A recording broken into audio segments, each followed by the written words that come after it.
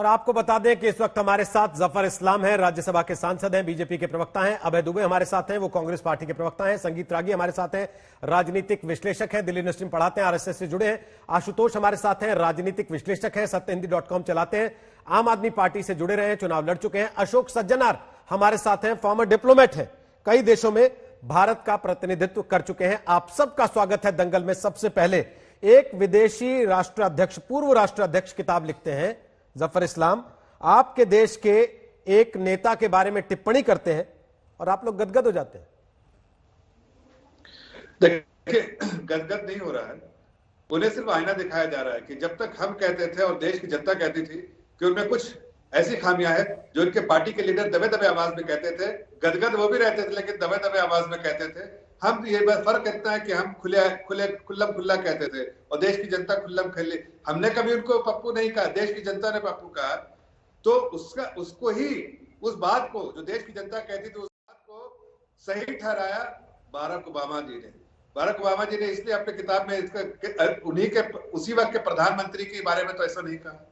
जाहिर है क्षमता तो सामने दिख रही थी, क्षमता में अगर कोई जमता नहीं तो कैसे उसको उस किताब में उसका उल्लेख सही से होता। जाहिर उल्लेख इसलिए हुआ कि कुछ उसमें खामियां दिख रही थी और उसी खामियों के बारे में आज देखिए पूरा देश आज अफसोस कर रहा है। मतलब शर्मसार कांग्रेस तो हो ही रहा होगा, या नहीं हो रहा होगा तो बेशरम होंगे, लेकिन कम से कम शर्मसार हो रहे होंगे वो पूरे तौर से, ये पक्की बात है। लेकिन देश शर्मसार हो रहा है, पक्की बात है, इसलिए कि देश को ये लग रहा है कि भाई ऐसा नेता जो आज यहाँ प्रधानमंत्री बनने के ख्वाब में था, या ऐसा कि पूरे देश में हर जगह घूम घूम के कुछ ना कुछ बातें कह रहा है और अपने देश के प्रधानमंत्री जिनके बारे में दुनिया जिसको मानती है उसके बारे में अजीब से अजीब टिप्पणियां करते रहता था। इसलिए आज इस टिप्पणी के बाद कम से कम मैं ये सोचूंगा कि राहुल गांधी अपनी जुबानें बंद रखेंगे और बेतुकी बातें जो करते हैं वो नहीं करेंगे। इसलिए कि अब इंटरनेशनल मोहर लग गया है। इंडिया में जब तो बोलते थे, अब इंटरनेशनल मोहर भी लग गया, और वो भी बाराक ओबामा जैसे इंसान जिसके बारे में कहा जाता है कि अंधेरे में रोशनी देख लेते हैं और रोशनी में वो अंधेरा देख लेते हैं। अच्छा। तो इस पूरे चकाचक दुनिया में उन्होंने देखा कि इनमें वो जो सलाहियत नहीं है जिसके लिए दौड़ते जा रहे हैं। एक बच्चे की तरह जो अपने टीचर को, उन्होंने कहा है अपने एक बच्चे की तरह जो टीचर को इम्प्रेस करना चाहते हैं। बड़े अफसोस की बात है भाई, कम से कम एक देश का पुरानी पार्टी, सबसे पुरानी पार्टी का लीडर होने के नाते, और उस वक्त वो प्रेसिडेंट थे पार्टी के, उसके बावजूद उनके बारे में ऐसी टिप्पणी करके की गई है। समझिए कि किस तरह की बातें की होगी, किस बचकाना बातें की होगी, किस तरह की बातें उन्होंने की होगी जिसका जिक्र उन लोगों ने आज यहाँ किया है। अभय दुबे बोलिए। रोहित सरदाना जी ये कह रहे हैं बराक ओबामा जी दिन में उजाला देख लेते और अंधेरा देख लेते हैं। मैं याद दिलाना चाहता हूं बराक ओबामा जी का statement, Mahatma Gandhi would have been shocked at the acts of intolerance. वो हिंदुस्तान से होकर गए और उन्होंने कहा कि मिशेल और मैं हिंदुस्तान आए थे जब नरेंद्र मोदी प्रधानमंत्री थे, और हमने ये पाया कि विविधता से भरे हुए इस हिंदुस्तान के हालात बीते 2 वर्ष में मोदी सरकार ने ये कर दिया है कि यहां पर बहुत बड़ी असहिष्णुता हिंदुस्तान में बढ़ गई है। अभी जापान के एक अखबार ने लिखा है, उन्होंने कहा कि मोदी ने की विनाशकारी नीतियों की वजह से भारत की अर्थव्यवस्था को पूरी तरह जर्जर कर दिया गया है। मैं हतप्रभ हूं, 15 मिनट की मुलाकात में ये निर्णय बराक ओबामा जी करते हैं राहुल गांधी जी के लिए, और वो किताब जो अभी पब्लिश नहीं हुई।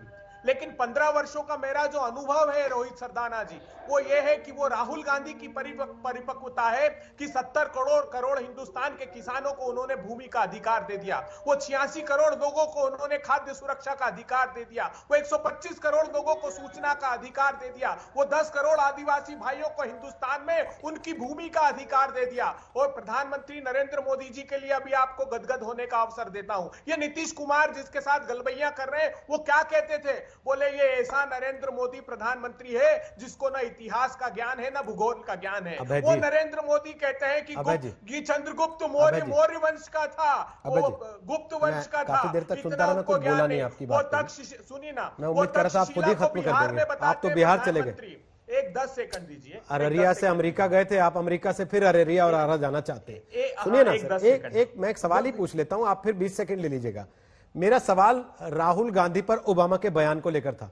आपने दुनिया भर के ग्रंथ पढ़ दिए, लेकिन यह नहीं बोला कि ओबामा की बात पर कांग्रेस पार्टी क्या सोचती है। देखिए रोहित सरदाना जी, अभी तो किसी ने कोई आर्टिकल पब्लिश किया है, जैसे मोदी जी के लिए ढेरों आर्टिकल पब्लिश करते हैं। हाँ, तो आप भी तो लेके बैठते हैं ना उन आर्टिकल्स को, आज ये लेके बैठे हैं। नहीं, हमने कभी, इतिहास साक्षी है, हमने कभी भी उस पर, हमारे देश के प्रधानमंत्री पर सवाल खड़ा नहीं किया। हमें अधिकार है उनकी समालोचना करने का, हमें अधिकार है उनकी नीतियों पर निर्णय लेने का। लेकिन क्या फ्रांस के एक्स प्रेसिडेंट होलांद ने कहा था कि राफेल में हमको नरेंद्र मोदी ने रिलायंस के अलावा कोई ऑप्शन नहीं दिया, उस पर भारतीय जनता पार्टी सहमत हो गई क्या? हम सीधा सा बुनियादी सवाल ये खड़ा करना चाहते हैं कि क्या इस देश के प्रधानमंत्री सर देखिए, अभी जी अभी आप बिहार होके आए, लोगों को यूनाइटेड नेशंस आप बिहार होके आए हैं, मुझे यकीन है दिया प्रधानमंत्री बिहार में 23.9% आप इतना समय रहे, ये परिपक्व क्या है? अभय जी, क्या 14 करोड़ लोगों को नए सुन ही नहीं रहे प्रधानमंत्री जी ने बेरोजगारी, अब आप सुन ही नहीं रहे सर, ये परिपक्वता सर आप सुन ही नहीं रहे। मैं क्या पूछ रहा हूं सर, मैं पूछ रहा हूं, आप बिहार होके आए, 1 महीना रह के आए, तो मुझे यकीन है आपने बिहार के लोगों से कुछ सीखा होगा। वहां एक कहावत है सर, हंसुआ के ब्याह में खुरपी का गीत, है ना? तो मैं इस समय जिस विषय पे बात कर रहा हूं, आप उसके अलावा सब चीजें बताना चाहते हैं। आप कह रहे हैं कि मोदी ने ऐसा कर दिया वो अपरिपक्व है, मोदी ने वैसा कर दिया वो अपरिपक्व है। सर मसला यह है कि बराक ओबामा ने राहुल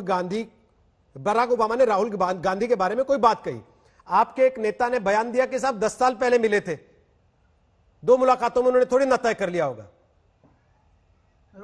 आप बराक ओबामा के बारे में, खुद के बारे में क्या सोचते हैं अभय जी? आप उनको कैसा नेता मानते हैं? अच्छा, बुरा, संयमित, असंयमित, कैसा मानते हैं? देखिए उनके जफर साहब एक सेकंड, जफर साहब एक सेकंड, जफर साहब एक सेकंड, कहना चाह रहा हूं अभय जी, आप बराक ओबामा को कैसा नेता मानते हैं?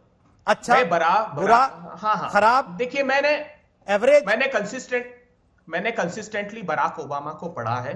बराक ओबामा जब प्रेसिडेंट हटे और ट्रंप आए, तो बराक ओबामा ने कहा कि मैंने ट्रंप से मुलाकात की और ये पाया कि ये बहुत ही परिपक्व नेता है, ये बहुत आत्मविश्वास से भरे तो हैं। आप ये कह रहे हैं बराक ओबामा को फैसले नहीं लेने आते, वो आदमी गलत पहचानते हैं, ये कह रहे हैं? आज देखिए आज ट्रंप के लिए ओबामा क्या कह रहे हैं वो सार्वजनिक है। मैं इतना कह रहा हूं कि सिर्फ 15 मिनट क्या ये कह रहे हैं कि 15 मिनट की मुलाकात में उन्होंने राहुल गांधी को गलत समझ लिया? 10 साल बाद हो सकता है राहुल गांधी के बारे में उनकी राय बदल जाए। 15 मिनट नहीं, मैंने तो प्रमाण दिए राहुल गांधी जी की परिपक्वता के। मैं 15 मिनट के डिबेट शो में रोहित सरदाना जी का मूल्यांकन नहीं कर सकता, लेकिन एक कालांतर में जब आपके साथ डिबेट करता हूं तो पाता हूं आपने अध्ययन किया है, आपकी भाषा है, आपका ज्ञान है।